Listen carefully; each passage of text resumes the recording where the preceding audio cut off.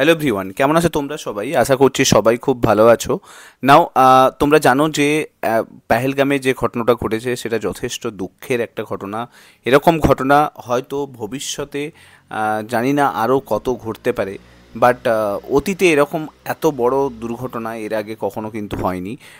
কারণ এটা প্রথমবার এরকম হয়েছে যেখানে বলতে পারো যে সিভিলিয়ানসদের ওপরে টেরোরিস্ট অ্যাটাক হয়েছে। এর আগে যতবার অ্যাটাক হয়েছে, পুলওয়ামা অ্যাটাক ধরো বা উরি অ্যাটাক বলো বা পাঠানকোট অ্যাটাক, প্রত্যেকটা অ্যাটাকে কিন্তু আর্মি বা পুলিশের ওপরে অ্যাটাক করা হয়েছে। কিন্তু এইবার প্রথমবার কিন্তু আমরা দেখতে পেলাম যে সিভিলিয়ানসদের ওপরে, যারা ঘুরতে গিয়েছিল, যারা কেউ গিয়েছিল আনন্দ করতে, সেই আনন্দ কিন্তু দুঃখে পরিণত হয়েছে। এবং আমরা দেখেছি যে 28 জন মানুষ এখনও পর্যন্ত মারা গেছে।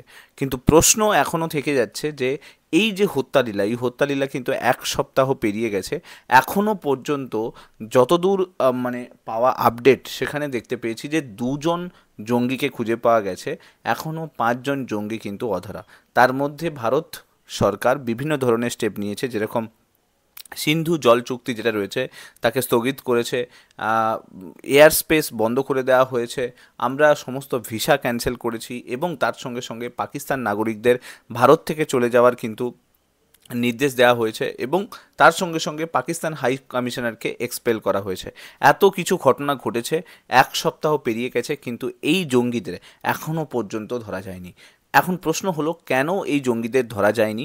সেই সমস্ত কিছু ডিটেলস আজকের ভিডিওতে আমি শেয়ার করব, যে কেন এই জঙ্গিদের ধরতে গিয়ে ইন্ডিয়ান আর্মি বা ইন্ডিয়ান আর্ম ফোর্স যারা রয়েছে তারা যথেষ্ট প্রবলেমের সামনাসামনি হচ্ছে, কি প্রবলেম, আর কেনই বা এই জঙ্গিদের ধরতে গিয়ে এত সময় লাগছে। সমস্ত কিছু এই ডিটেলসে থাকবে। এই ভিডিওটার মধ্যে একটা কমপ্লিট অ্যানালাইসিস থাকবে। ভিডিওগুলো ভালো লাগলে লাইক করে দিও, চ্যানেলটাতে নতুন হয়ে থাকলে সাবস্ক্রাইব করে নিও, আর মাস্ট চ্যানেলটার সঙ্গে জুড়ে থাকতে ভুলো না। দেখো, বেসিক্যালি যদি দেখো, মানে এইবারের যে টেরোরিস্ট অ্যাটাক হয়েছে, সেই টেরোরিস্ট অ্যাটাকে মেন মাস্টার মাইন্ড হচ্ছে আদিল মুসা। নাও, মুসা হচ্ছে, জেনে রাখো, এ কিন্তু যেটা এখনও পর্যন্ত এনআইএ ইনভেস্টিগেশন করে জানতে পেরেছে, এই মুসা বেসিক্যালি কিন্তু একজন পাক আর্মি কমান্ডার ছিল। অর্থাৎ আর্মি কমান্ডার হিসেবে একে ট্রেনিং দেওয়া হয়েছে, তারপরে সে কিন্তু ভারতে আসে এবং ভারতে এসে টেররিস্ট অ্যাটাক করেছে। এখনও পর্যন্ত এনআইএ ইনভেস্টিগেশন করছে, প্রচুর নতুন নতুন ইনফরমেশান উঠে আসছে, প্রচুর নতুন নতুন ইনফরমেশান বেরোচ্ছে, এবং সেই ইনফরমেশানে বলতে পারো যে বিস্ময়কর, মানে আশ্চর্যজনক এরকম ইনফরমেশানও উঠে আসছে। সব ইনফরমেশান আমি আস্তে আস্তে শেয়ার করব। নাও, এই যে মুসা, যাকে আমরা বলছি যে এই মুসা হচ্ছে কিন্তু মেন, বলতে পারো যে মাস্টার মাইন্ড ছিল। এবং কেন আমি বলছি যে একজন আর্মি কমান্ডার, এবং এনআইএও বা কেন এটা বলছে সেটার সম্বন্ধে আমি পরে ডিটেলসে যাচ্ছি। তার আগে দেখো, টোটাল এখনও পর্যন্ত 4টে ইমেজ, 4টে নয় 5টে, 4জনের ইমেজ কিন্তু এখনও পর্যন্ত সামনে এসছে, যারা পেহেলগামে টেররিস্ট অ্যাটাক করেছিল। বিভিন্ন যারা ভিজিটার ছিল তাদের মোবাইল থেকে ছবি যেটা পাওয়া গেছে, সেখান থেকে 4জনকে আইডেন্টিফাই করা গেছে, এবং 4জনের ছবি কিন্তু এখন রীতিমতো হচ্ছে বাইরে কিন্তু রয়েছে। এবং জম্মু কাশ্মীর সরকার থেকে শুরু করে আর্ম ফোর্স সবাই কিন্তু ডিক্লেয়ার করেছে, এই যে টেরোরিস্ট, এই টেরোরিস্টদের জন্য কিন্তু 20 লাখ টাকা, প্রত্যেক মাথা পিছু 20 লাখ টাকা অ্যানাউন্সমেন্ট করা হয়েছে। অর্থাৎ এদের কোনো ইনফরমেশান যদি বাইরে আসে, তার জন্য কিন্তু 20 লাখ টাকা দেওয়া হবে। তো বিভিন্ন ইনফরমারদেরকে অ্যাক্টিভ করা হয়েছে, লোকাল পুলিশকে অ্যাক্টিভ করা হয়েছে, লোকাল ইনফরমার যারা ছিল তাদেরকে অ্যাক্টিভ করা হয়েছে, এবং তাদেরকে বলা হয়েছে যে এই 4জনের কারুর যদি কোনো ইনফরমেশান পাওয়া যায়, সেই ইনফরমেশান যাতে ইমিডিয়েটলি আর্ম ফোর্সের কাছে পৌঁছয়, সেই ইনফরমেশান যাতে ইমিডিয়েটলি পুলিশ ফোর্সের কাছে পৌঁছয়। কারণ না, ইনফরমেশান এলে কিন্তু 20 লাখ টাকায় এদের কিন্তু ক্যাশ রিওয়ার্ড দেওয়া হবে, ডিক্লেয়ার করা হয়েছে। কারণ এদেরকে ধরা কিন্তু এখন খুব দরকার, কারণ এরা এই মুহূর্তে টেররিস্ট অ্যাটাক করে পালিয়ে গেলে, যদি পাকিস্তানে চলে যায়, তাহলে কিন্তু অনেক বড় সমস্যার সম্মুখীন হবে কিন্তু ভারত সরকার।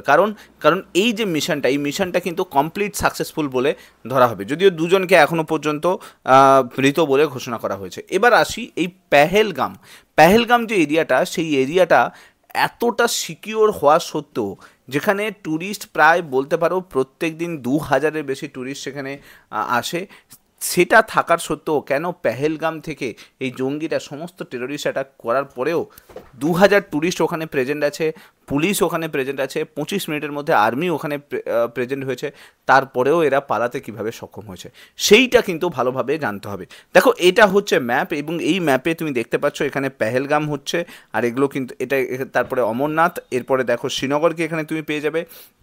আর এই যে বর্ডারটা এখানে দেখতে পাচ্ছ, এই বর্ডারটা কিন্তু এলওসি বর্ডার, তো লাইন অফ কন্ট্রোল বর্ডার। তো যদি দেখি আমরা এলওসি থেকে এই পেহেলগামের টোটাল ডিস্টেন্স যদি দেখা হয় প্রায় 150 কিলোমিটার, অর্থাৎ কোনো টেরোরিস্ট যদি এলওসি ক্রস করে আসে তাহলে তাকে 150 কিলোমিটার কিন্তু ক্রস করে এই পেহেলগামে আসতে হবে। তার মানে এটা দাঁড়াচ্ছে যে এই যে টেরোরিস্টরা এরা কিন্তু একদিনে পুরো প্ল্যানটাকে কিন্তু হচ্ছে কমপ্লিট করেনি বা এক্সিকিউট করেনি, এতে সময় নিয়েছে, তারা লোকাল কোনো এরিয়াতে থেকেছে, লোকাল সাপোর্ট নিয়েছে, তারপরে কিন্তু পেহেলগামে অ্যাটাক করেছে।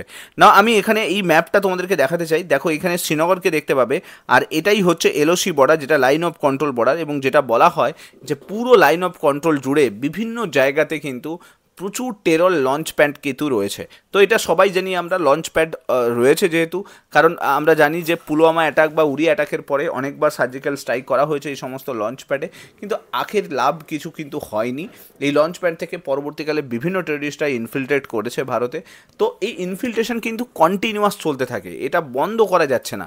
যাই হোক, যেটা বলা হচ্ছে যে টোটাল ওই এলওসি থেকে যদি কেউ ক্রস করে পেহেলগামে অ্যাটাক করতে আসে তার minimum two minimum 10 to 15 days লাগবে, অর্থাৎ 10 থেকে 15 দিন লাগবে পুরো ব্যাপারটাতে আসার জন্য। এবার 10 থেকে 15 দিনে তাহলে পুরো প্রসেস আসতে নিশ্চয়ই পুলিশ ইনফরমেশন পেয়ে যাবে, নিশ্চয়ই ইন্টেলিজেন্স ইনফরমেশন পেয়ে যাবে, আছে, আইবি আছে, এনআইএ আছে, এরা কোনো না কোনো ইনফরমেশন পাবে।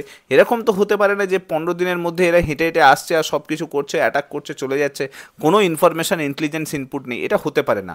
ইন্ডিয়ান আর্ম ফোর্সের কাছে এত বড় বলতে পারো যে ইন্টেলিজেন্স ফেলিয়ার হবে, এটা হয় না কখনো। যেটা মনে করা হচ্ছে, এনআইএ যেটা বলছে যে এই যে পুরো টেরোরিস্ট অ্যাটাকের মধ্যে লোকাল পিপল কানেক্টেড আছে, লোকাল পিপল এতে সাথ দিয়েছে, এবং লোকাল পিপল এদের সঙ্গে থেকেছে এবং এদেরকে হেল্প করেছে এই ধরনের এক্সিকিউট করার জন্য, এই ধরনের টেরর অ্যাটাককে এক্সিকিউট করার জন্য। যাই হোক, অলরেডি আর্ম ফোর্স এটা নিয়ে অনেক সার্চ অপারেশন চালু করে রেখেছে তোমরা জানো, এবং সেই অনুযায়ী বিভিন্ন জায়গাতে অপারেশন করা হচ্ছে। অপারেশন টিকাকে লঞ্চ করা হয়েছে, এবং যাতে যত লোকাল এই টেরোরিস্ট হ্যান্ডেলার রয়েছে তাদের বাড়ি যাতে ইমিডিয়েটলি অ্যাটাক করা হয়। সেগুলো কেন হচ্ছে সেগুলো আমি পরে যাচ্ছি আরও। দেখো এবার পেহেলগামকে একটু দেখি যে পেহেলগাম কেন, এছাড়া তো অনেকগুলো ভ্যালি ছিল, কিন্তু পেহেলগামকে কেন that is the best version বলে টেরোরিস্টরা মনে করেছে। দেখো পেহেলগামে তুমি যদি ভালো করে দেখো, পেহেলগাম কিন্তু অনেকটা হাইটে রয়েছে, অর্থাৎ নর্মাল যে প্লেন এরিয়া বা ভ্যালি এরিয়া, সেই ভ্যালি এরিয়া থেকে এই পেহেলগামের যে বৈশরণ ভ্যালি, সেই বৈশরণ ভ্যালি পর্যন্ত কিন্তু অনেকটা ট্রেক করে কিন্তু উঠতে হয়। মোটামুটি যেটা বলা হচ্ছে প্রায় 3 কিলোমিটার ট্রেক করে কিন্তু ওপরে উঠতে হয়। সাধারণ মানুষের পক্ষে হেঁটে এই রাস্তায় ট্রেক করে যাওয়া কিন্তু সম্ভব নয়, কারণ এই রাস্তা হচ্ছে নর্মালি একটু বৃষ্টি হয়ে গেলে কিন্তু প্রচুর কাদা থাকে, এবং সেই পুরো জায়গাটা কিন্তু কর্দমাক্ত থাকে, তো যার কারণে কি হেঁটে গেলে কিন্তু অনেক সময় স্লিপ করার একটা চান্স থাকে। তো এই জন্য বেশিরভাগ ট্যুরিস্ট কী করে, 90% ট্যুরিস্ট এরা পনি বুক করে। পনি আর কিছুই নয়, এখানে খচ্চর পাওয়া যায়, সেই খচ্চরের পিঠে চেপে কিন্তু এই বৈশরণ ভ্যালিতে পৌঁছানো যায়। তো এবার এই বৈশরণ ভ্যালি না 60 to 70 ডিগ্রি ইনক্লাইন্ড আছে, মানে তুমি যদি ভেবে দেখো যে এখানকার যে আর্মি অফিসারের যদি মুভমেন্ট দেখো তাহলে তুমি বুঝতে পারবে এরা 60 to 70 ডিগ্রি ইনক্লাইন্ডে কিন্তু হাঁটাচলা করে। তো এর ফলে সাধারণ মানুষের পক্ষে ইমিডিয়েটলি ওইখানে পৌঁছানো কিন্তু সম্ভব নয়, তাই সবাইকে কিন্তু পনি নিতে হবে, অর্থাৎ খচ্চরের সাহায্য নিতে হবে, তারপরে গিয়ে কিন্তু ওই জায়গায় পৌঁছানো যাবে। তো টেরোরিস্টরা কি দেখেছে, যদি আমরা ওখানে অ্যাটাকও করি ইমিডিয়েটলি পুলিশ বা ওখানে কিন্তু আর্ম ফোর্স পৌঁছতে পারবে না, কারণ ইটস ইম্পসিবল, কারণ এতটা রাস্তা চড়াই উতরাই রাস্তা, এই রাস্তা কভার করে কখনোই কিন্তু আসতে পারবে না। তো that is the best place যেখানে কিন্তু অ্যাটাক করা যাবে। নাও আরেকটা ভালো জিনিস সেটা হচ্ছে এই পুরো বৈশরণ ভ্যালির চারপাশে তুমি দেখতে পাচ্ছ পুরো জঙ্গল রয়েছে, কিন্তু পাইন ফরেস্ট, প্রচুর বড় বড় পাইন ফরেস্ট কিন্তু রয়েছে এখানে, তোমরা দেখতেই পাচ্ছ, এবং এরকম পাইন ফরেস্ট, ঘন জঙ্গল, ডেন্স ফরেস্ট রয়েছে। এই ফরেস্ট অবভিয়াসলি কেউ যদি ফরেস্টের মধ্যে ঢুকে যায় তাকে খুঁজে বের করতে কিন্তু সময় লেগে যাবে। এটা তার মানে এটা নয় যে একদম খুঁজে পাওয়া যাবে না, বাট খুঁজে বের করতে সময় লাগবে। এবার আমি তোমাকে আসল গল্প বলি যে এরা কি করে পেরিয়ে গেল। এই ধরনের এত বড় ডেন্স ফরেস্ট আছে, এক তো এটা, 2 নম্বর হচ্ছে পুলিশ বা আর্মি ইমিডিয়েটলি পৌঁছতে পারছে না, 20-25 মিনিট টাইম নিচ্ছে, এটা একটা ভালো পয়েন্ট। এবার সবথেকে বড় পয়েন্ট যেটা যেটা এনআইএর ইনভেস্টিগেশনে উঠে এসছে, যে এই সমস্ত টেরোরিস্ট যারা, তারা কিন্তু বেসিক্যালি বৈশরণ ভ্যালিতে কিন্তু ট্রেক করে এসছে। অর্থাৎ তারা নর্মাল রুটে কিন্তু আসেনি, 24 ঘন্টা ধরে একটা পাহাড় থেকে আরেকটা পাহাড়ে কিন্তু ট্রেক করে এসছে, অর্থাৎ পাহাড়ের রাস্তার ভেতর দিয়ে কিন্তু এসছে। তো অতএব এরা কিন্তু 100% জানে যে কোন রাস্তা বৈশরণ ভ্যালি থেকে ক্রস করে অন্য একটা পাহাড়ে যাচ্ছে। 100% জানে, কারণ এরা আগে আসার সময় ট্রেক করে এসছে যেহেতু, তো অবভিয়াসলি এদের কাছে ট্রেক রুট কিন্তু রেডি আছে। তো এখানে তুমি যদি খেয়াল করো, এটা হচ্ছে পেহেলগাম, আর পেহেলগাম থেকে এরকম ট্রেক রুটে কিন্তু এসে এইটা হচ্ছে বৈশরণ ভ্যালি। তো অবভিয়াসলি বৈশরণ ভ্যালিতে এরপরে এই দিকে কিন্তু চলে যাচ্ছে তোমার সমস্ত ট্যুরিস্টরা, কিন্তু এরা এই ট্রেক রুট ইউজ করেছে। আর ট্রেক রুট ইউজ করার জন্য তো মিনিমাম বলা হচ্ছে যে এই যে ট্রেক রুট, এই ট্রেক রুট কিন্তু একটা খচ্চরের 1 ঘন্টা সময় লাগে। ভালো করে ভেবে দেখো, এই পেহেলগাম থেকে বৈশরণ ভ্যালি পর্যন্ত এই ট্রেক রুট ইউজ করার জন্য একটা খচ্চরের 1 ঘন্টা সময় লাগে। তাহলে একটা সাধারণ মানুষ বা একটা আর্মি পার্সোনালে কত সময় লাগবে? অবভিয়াসলি আরও অনেক বেশি সময় লাগবে, কারণ সে হেঁটে আসবে। অবভিয়াসলি তার অনেক বেশি শারীরিক ক্ষমতা দরকার, না হলে কিন্তু সে অতটা রাস্তা আসতে পারবে না।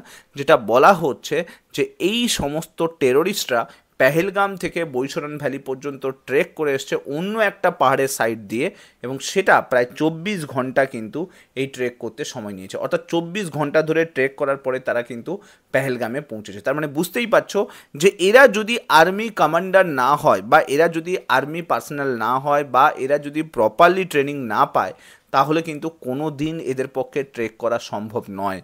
বুঝতেই পারছো 100% এটা ক্লিয়ার যে এরা কোনো ট্রেনিং প্রপারলি পেয়েছে, যার জন্য কিন্তু ইজিলি এরা ট্রেক করতে পেরেছে। যাই হোক, এবার আসি যে এই ট্রেক করার কারণে তো এরা ইজিলি কিন্তু রাস্তাটা বুঝতে পেরে গেছে। তো অ্যাটাক করার পরে ইজিলি কিন্তু বেরিয়েও যেতে পেরেছে, যে কোন রাস্তায় বেরিয়ে গেলে পুলিশের কাছাকাছি যেতে পারবো না বা আর্মি পার্সোনাল সামনাসামনি হতে পারবো না, সেটা কিন্তু বুঝে গেছে। এবার যদি দেখো এই টেররিস্ট অ্যাটাক হয়ে গেল আর পুলিশ জানলো না বা আর্মি জানলো না, এটা কি হতে পারে? ইয়েস। দেখো এটা গল্পটা কি হয়েছে, যেটা বলা হচ্ছে পুলিশ পার্সোনাল তরফ থেকে, যেটা বলা হচ্ছে যে যেদিন পেহেলগাম ভ্যালিতে অ্যাটাক হয় তখন কিন্তু কোনো পুলিশ পারমিশন নেওয়া হয়নি। গভর্নমেন্ট ইনফর্ম করে অল পার্টি কনফারেন্সে যে পুলিশ পারমিশন দরকার হয় এই পেহেলগাম বা বৈশরণ ভ্যালিতে কোনো ট্যুরিস্ট যেতে গেলে, হচ্ছে পুলিশ পারমিশন দরকার হয়। বাট উইদাউট পুলিশ পারমিশন এখানে কিন্তু এত ট্যুরিস্ট এসেছিল। যদিও আমার এই জিনিসটাতে একটু ডাউট লেগেছে যে এরকম কী করে হতে পারে, 2000 ট্যুরিস্ট ওখানে পৌঁছে গেল আর উইদাউট পুলিশ পারমিশন, এটা কেমন একটা ডাউটফুল জিনিস ব্যাপার। বাট যেটা সবথেকে বড় বিষয় সেটা হচ্ছে লোকাল টেররিস্ট, 14 জন লোকাল টেররিস্টকে খুঁজে পাওয়া গেছে যারা জম্মু কাশ্মীরে এই পেহেলগাম টেরর অ্যাটাকের সঙ্গে কানেক্টেড। অর্থাৎ এই যে লোকাল টেররিস্ট যারা রয়েছে এরা কিন্তু এদেরকে হেল্প করেছে থাকার জন্য। যেটা জানা গেছে যে এই সমস্ত টেররিস্টরা বহু আগে থাকতেই এসছে, অর্থাৎ এপ্রিল মাস বা মার্চ মাসের শুরুতেই কিন্তু ইনফিল্ট্রেট করেছে। ইনফিল্ট্রেট করার পরে এরা আরামসে পেহেলগামের বিভিন্ন এরিয়াতে থেকেছে, দেন তারপরে কিন্তু অ্যাটাক করতে গেছে। তো এর ফলে তাদেরকে কিন্তু খুব বেশি কষ্ট কিন্তু করতে হয়নি, 1 নম্বর। 2 নম্বর হচ্ছে এখানে এই যে পনি যেটা বলছি আমরা, এই যে পনিতে করে আসতে হয়, তো এর ফলে কী হচ্ছে, বৈশরণ ভ্যালিতে যদি অ্যাটাক করার পরে প্রথম কথা যাদেরকে অ্যাটাক করবে তারা মারা যাওয়ার চান্সটা অনেকটা বেশি থাকবে, কারণ ওখান থেকে খচ্চরে করে তো আবার যেতে হবে, তো যাওয়া চাপ আছে। আর দ্বিতীয় কথা হচ্ছে ইজিলি ওখান থেকে বেরিয়ে যাওয়া যাবে, কারণ পেছনে ফরেস্ট রয়েছে। যেটা বলা হচ্ছে এই ফরেস্টের মধ্যে প্রচুর বাংকার রয়েছে, সেই সমস্ত বাংকারের মধ্যে এই সমস্ত টেররিস্টরা লুকিয়ে গেছে, যেটা বলা হচ্ছে আর কি। এরকম আমার মনে হয় না যে ওই ফরেস্টের মধ্যে বাংকারের মধ্যে লুকিয়ে থাকবে, এটা হয়তো অস্ত্র ওখানে রেখে দিতে পারে। বাট আমার যেটা মনে হচ্ছে যে যারা মাস্টার মাইন্ড আছে তারা লোকাল যে পিপল রয়েছে তাদের বাড়িতে যে বাংকারগুলো রয়েছে সেই বাংকারের মধ্যে কোথাও না কোথাও লুকিয়ে আছে। যদিও সার্চ অপারেশন চলছে, কিন্তু কতজনের বাড়িতে সার্চ অপারেশন করবে, কার বাড়িতে সার্চ অপারেশন করবে? যদিও এখনও পর্যন্ত আর্মফোর্স বলছে যে 200 জনের বেশি লোকের বাড়িতে সার্চ অপারেশন করা হয়েছে, অ্যারেস্ট করা হয়েছে, এখানে আমি তোমাকে কি বলবো, এরকম শ্রীনগর থেকে বহু রিপোর্ট এসেছিল যে লোকের বাড়িতে আলমারি রাখা আছে, আলমারির পেছনটা পুরোটা বাংকার তৈরি করা আছে, সেখানে ভেতরে ঢুকে আরামসে টেরোরিস্টরা বিন্দাস বসে আছে। এখানে তোমরা ছবিও দেখতে পাচ্ছ, এরকম বহু বাংকার কিন্তু আছে। এছাড়া পুরো জঙ্গলের মধ্যে বহু বাংকার, এরকম লস্করি তৈবার বিভিন্ন বাংকার কিন্তু আমরা দেখতে পেয়েছি। এবার যেটা রিপোর্ট আসছে যে এদেরকে কেন অ্যারেস্ট করা যাচ্ছে না বা এদেরকে কেন ধরা যাচ্ছে না, কেন মানে আর্মি কি এদেরকে খুঁজে পাচ্ছে না, না ধরতে পারছে না, না কি ব্যাপার, কেসটা কি? তো যেটা যেটা খবর আসছে যে এদেরকে মাঝে মাঝে লোকেটও করা যাচ্ছে, এরকম নয় যে লোকেট করা যাচ্ছে না, যারা টেরোরিস্ট আছে তাদেরকে মাঝে মাঝে লোকেট করা যাচ্ছে, কিন্তু যখন লোকেট করা হচ্ছে তখন তারা বিভিন্ন যে ক্যাটেল কাল্টিভেশন যারা করছে, এই যে মোষ পালক যারা রয়েছে জম্মু কাশ্মীর এরিয়াতে, তাদের সঙ্গে লুকিয়ে থাকছে। এবং তাদের সঙ্গে লুকিয়ে থাকার জন্য, তাদের সঙ্গে থাকার কারণে ইমিডিয়েটলি আর্মি অ্যাটাক করতে পারছে না, কারণ অ্যাটাক করলে ওখানে প্রচুর পরিমাণে সিভিলিয়ানস মারা যাবে, আর যেহেতু হাই অল্টিটিউডে রয়েছে তো সেখানে আর্মি পৌঁছতে পারছে না। তো এরকম বহু ক্ষেত্রে হয়েছে যে তাদেরকে দেখার পরেও, ক্লোজ কন্ট্যাক্টে আসার পরেও কিন্তু অ্যাটাক করা পসিবল হয়নি। তো এখানে লোকাল সাপোর্টটা কিন্তু প্রচুর আছে। জম্মু কাশ্মীরের এই সমস্ত ঘটনার পরে আমরা দেখলাম যে স্টেট গভর্নমেন্ট থেকে, জম্মু কাশ্মীরের যে স্টেট গভর্নমেন্ট তারাও কিন্তু সিম্প্যাথি জানিয়েছে, এবং সেন্ট্রাল গভর্নমেন্ট যত বড় বড় স্টেপ যেগুলো নেওয়ার সেগুলো কিন্তু নিয়েছে। তার সঙ্গে সঙ্গে যেটা করছে, যেগুলো লোকাল টেরোরিস্ট গ্রুপ রয়েছে যারা সাপোর্ট করছে বলে মনে হচ্ছে, তাদের বাড়ি কিন্তু এরকম আইডি ব্লাস্ট করছে, অর্থাৎ বোম দিয়ে উড়িয়ে দেওয়া হচ্ছে, কারণ এতে চান্স থাকবে ভেতরে যদি থাকে তাহলে মারা যাওয়ার। ঠিক আছে, এবার আসি যে এরা কি অন্য কোনো মানে পথ দিয়ে কোনোভাবে কি লঞ্চ প্যাড পর্যন্ত পৌঁছে যেতে পারে? কারণ যদি চলে যায় তাহলে কিন্তু অনেক বড় সমস্যা ভাই। তো এখানে পৌঁছানোর কিন্তু চান্স খুবই কম, খুবই কম, কারণ যেখানে এই ঘটনা ঘটেছে তুমি যদি দেখো, লঞ্চ প্যাড 4খানা লঞ্চ প্যাড কিন্তু সবথেকে মোস্ট অ্যাক্টিভ লঞ্চ প্যাড বলা হয়। তার মধ্যে একটা তো উরি সেক্টরে আছে, আর একটা হচ্ছে তাংধার সেক্টর, একটা মাচ্চিল সেক্টর, আর একটা হচ্ছে গুরেজ সেক্টর। এই 4টে যে সেক্টর দেখতে পাচ্ছ, এখানে কিন্তু টেরর লঞ্চ প্যাড আছে, এবং এই 4টে সেক্টরের মধ্যে 90% সেক্টর পুরোটাই কিন্তু জম্মুতে আছে, কাশ্মীরে কিছুই নেই, জম্মুতে কিন্তু বেশিরভাগটা আছে। তো অবভিয়াসলি তাহলে জম্মু একটা ঘনবসতি এরিয়া, তো সেখানেই কিন্তু এই সেক্টরগুলো আছে এলওসি বর্ডার বরাবর, যেটা বলা হচ্ছে। এবার দেখো, এইখান থেকে পেহেলগাম বা বৈশরণ ভ্যালি থেকে এই লঞ্চ প্যাড পর্যন্ত পৌঁছতে, মানে এখানে দেখতেই পাচ্ছ ছবিতে দেখো, এই এরিয়াটাতে লঞ্চ মানে আমাদের পেহেলগাম আছে, এই এরিয়া থেকে এই সমস্ত লঞ্চ প্যাডে পৌঁছতে মিনিমাম 150 কিলোমিটার ট্রাভেল করতে হবে। আর যে হারে ওখানে সার্চ অপারেশন চলছে, যে হারে ওখানে চেকিং চলছে, তো অবভিয়াসলি এই লঞ্চ প্যাড পর্যন্ত পৌঁছতে গেলে কিন্তু টেরোরিস্টদের অনেক সমস্যার সম্মুখীন হতে হবে। তাহলে এই টেরোরিস্টরা আছে কোথায়? এই টেরোরিস্টরা কিন্তু লোকাল এরিয়াতেই লুকিয়ে আছে, যাদেরকে খুঁজে পাওয়া যাচ্ছে না। সার্চ অপারেশন চালানো হচ্ছে কিন্তু খুঁজে পাওয়া সম্ভব নয়, কারণ হচ্ছে এইখানে লোকাল পিপলরা না অনেক বেশি অ্যাক্টিভ, তারা কিন্তু এদেরকে খুব ভালোভাবে হেল্প করছে, যার জন্য কিন্তু এদেরকে খুঁজে পাওয়া যাচ্ছে না। আর্মি যতই চেষ্টা করে নিক, লোকাল পিপল যদি না চায় যে এদেরকে আমি তুলে দেবো না, হাতে তুলে দেবো না, তাহলে কোনোভাবে সম্ভব হবে না। যেরকম একটা ঘটনা রিসেন্টলি এসেছিল বা নিউজ এসেছিল, যে ওখানে একজন বয়স্ক মহিলা ছিল, সেই বয়স্ক মহিলা সে প্রত্যেক দিন, মানে আর্মি এটা খেয়াল করছে যে সে প্রত্যেক দিন সন্ধেবেলা হলে, যখন আর্মি ওখানে প্রেজেন্স থাকছে, তখন সে সন্ধেবেলা হলে ছাদের ওপরে তার যে বেডটা আছে সেই বেডটাকে সোজা করে দাঁড় করে দেয়। আর্মি যখন প্রেজেন্স থাকে তখন দাঁড় করে দেয়, আর যখনই আর্মি থাকে না তখন কি দেখা হয়, তখন মানে অবজার্ভ করা হয়েছে যে সে তার বেডটাকে নিচে নামিয়ে রাখে। বয়স্ক মহিলা, মানে এজ 70-80 বছর বয়স হবে, বাড়িতে কেউ থাকে না, তো এইটা আর্মি অনেকবার এরকম করার পরে অবজার্ভ করতে পেরেছে। তো ওটা একটা সিগন্যাল দিচ্ছিল যে পরবর্তীকালে যখন ওখানে অপারেশন করা হয় তখন অনেকজন টেরোরিস্টকে খুঁজে পাওয়া গেছিলো। যাই হোক, পরবর্তীকালে এটা বোঝা যায় যে এটা একটা সিগন্যাল দেওয়া হচ্ছিল যে আর্মি আছে, তো ছাদের ওপর থেকে ওই বেডটা দেখিয়ে দিল। তো যারা দূরে কোথাও বা এরিয়াতে বা কোনো পাহাড়ের ওপরে এরিয়াতে কোনো আর্মি কোনো টেরোরিস্ট লুকিয়ে আছে, সে কিন্তু দেখতে পেয়ে যায় বাড়িটায় যে ছাদের ওপরে এরকম একটা বেড দাঁড় করানো আছে, তার মানে বুঝতে হবে যে আর্মি প্রেজেন্ট আছে। আর যদি ওই বেডটা নামানো থাকে তাহলে বুঝতে হবে আর্মি প্রেজেন্ট নেই। তো ওরা তখন পাহাড় থেকে নিচে নেমে আসতো আর লোকাল এরিয়াতে খাওয়া দাওয়া করতো, আবার কিন্তু পাহাড়ে ফিরে যেত। তো এই জিনিসটা কিন্তু চলছিল, এটা আর্মি কিন্তু পরবর্তীকালে অবজার্ভ করেছে। তার মানে কি লোকাল এরিয়ার লোকেরা কিন্তু কানেক্টেড আছে। তো এই লোকাল এরিয়া কানেক্টেড যারা রয়েছে, তাদেরকে যদি কোনোভাবে ক্যাপচার না করা যায়, তাহলে কিন্তু এদেরকে কখনো ধরা যাবে না। তো তাই জন্য সার্চ অপারেশন চালু হয়েছে। এখন পরবর্তীকালে দেখার বিষয় যে এদেরকে কতজনকে ধরা যায় বা কতজনকে হচ্ছে আর্মি ডিটেইন করতে পারে বা মেরে ফেলতে পারে, সেগুলো পরবর্তীকালে আরও আপডেট পাবো। এখনও 1 সপ্তাহ হয়ে গেছে, কোনো আপডেট কিন্তু নেই। এদেরকে ধরার কিন্তু কোনো আপডেট এখনও পাওয়া যাচ্ছে না। এরা কিন্তু ইন্ডিয়ার মধ্যে বসে আছে, এখনও পর্যন্ত ইন্ডিয়া ক্রস করতে পারেনি, তাও কিন্তু আর্মি বহু চেষ্টা করেও এখনও পর্যন্ত ধরা যাচ্ছে না। যাই হোক, এই সমস্ত কিছু আপডেট পরবর্তীকালে আমি দেবো।